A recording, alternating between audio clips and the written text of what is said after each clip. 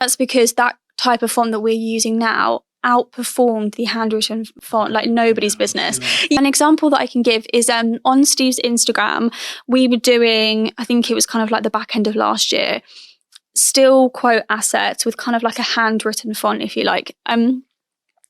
So those were performing well for us at the beginning, kind of like any new piece of content. And then it kind of, as the content, people get used to it and things, it can perhaps kind of come quite mundane or, whatever. It's no longer kind of like shocking or like, oh, what's this?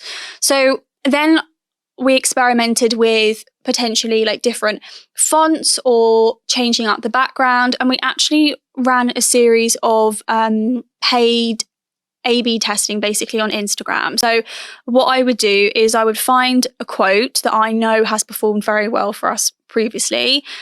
I would make different assets. I would maybe change it would be one variable. So I would maybe have a white background with this exactly the same font and quote, and then have a blue background and run that as an ad and see actually which one performs best.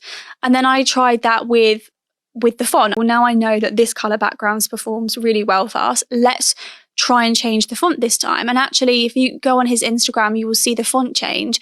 That's because that type of font that we're using now outperformed the handwritten font like nobody's business.